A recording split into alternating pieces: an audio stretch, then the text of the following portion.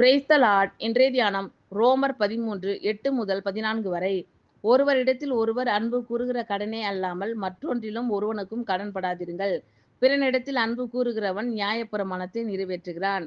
எப்படி என்றால், விபச்சாரம் செய்யாதிருப்பாயாக, கொலை செய்யாதிருப்பாயாக, களவு செய்யாதிருப்பாயாக, பொய் சாட்சி சொல்லாதிருப்பாயாக, இச்சியாதிருப்பாயாக என்கிற இந்த கற்பனைகளும் வேறே எந்த கற்பனையும் உன்னிடத்தில் நீ அன்பு கூறுகிறது போல பிறனிடத்திலும் அன்பு கூறுவாயாக என்கிற ஒரே வார்த்தையிலே தொகையாய் அடங்கியிருக்கிறது.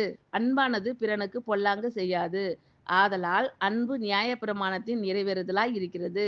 நித்திரையை விட்டு எழுந்திருக்கத்தக்க வேலையாயிற்றென்று நாம் காலத்தை அறிந்தவர்களாய் இப்படி நடக்க வேண்டும். நாம் விசுவாசிகளான போது இரட்சிப்பு சமீபமாய் இருந்ததை பார்க்கிலும் இப்பொழுது அது நமக்கு அதிக சமீபமாய் இருக்கிறது.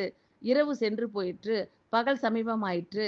ஆகையால் அந்தகாரத்தின் கிரியைகளை நாம் தள்ளிவிட்டு ஒளியின் ஆயுதங்களை தரித்து கொள்ள கடவோம்.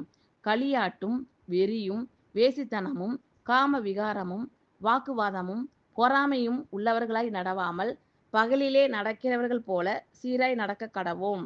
துர் இச்சைகளுக்கு இடமாக உடலை பேணாமல் இருந்து கர்த்தராகிய இயேசு கிறிஸ்துவை தரித்து கொள்ளுங்கள். ஒருவரிடத்தில் ஒருவர் அன்பு கூறுகிற கடனே அல்லாமல் மற்றொன்றிலும் ஒருவனுக்கும் கடன்படாதிருங்கள். பிறனிடத்தில் அன்பு கூறுகிறவன் நியாயப்பிரமாணத்தை நிறைவேற்றுகிறான். எப்படி என்றால், விபச்சாரம் செய்யாதிருப்பாயாக, கொலை செய்யாதிருப்பாயாக, களவு செய்யாதிருப்பாயாக, பொய் சாட்சி சொல்லாதிருப்பாயாக, இச்சியாதிருப்பாயாக என்கிற இந்த கற்பனைகளும் வேறே எந்த கற்பனையும் உன்னிடத்தில் நீ அன்பு கூறுகிறது போல பிறனிடத்திலும் அன்பு கூறுவாயாக என்கிற ஒரே வார்த்தையிலே தொகையாய் அடங்கியிருக்கிறது. அன்பானது பிறனுக்கு பொல்லாங்கு செய்யாது. ஆதலால் அன்பு நியாயப்பிரமாணத்தின் நிறைவேறுதலாய் இருக்கிறது. நித்திரையை விட்டு எழுந்திருக்கத்தக்க வேலையாயிற்றென்று நாம் காலத்தை அறிந்தவர்களாய் இப்படி நடக்க வேண்டும். நாம் விசுவாசிகளான போது இரட்சிப்பு சமீபமாய் இருந்ததை பார்க்கிலும் இப்பொழுது அது நமக்கு அதிக சமீபமாய் இருக்கிறது. இரவு சென்று போயிற்று, பகல் சமீபமாயிற்று. ஆகையால் அந்தகாரத்தின் கிரியைகளை நாம் தள்ளிவிட்டு ஒளியின் ஆயுதங்களை தரித்து கொள்ள கடவோம்.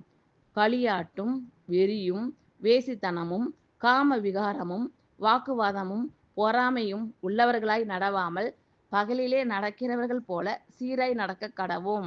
துர் இச்சைகளுக்கு இடமாக உடலை பேணாமல் இருந்து கர்த்தராகிய இயேசு கிறிஸ்துவை தரித்து கொள்ளுங்கள். ஆமென். Thank you Lord.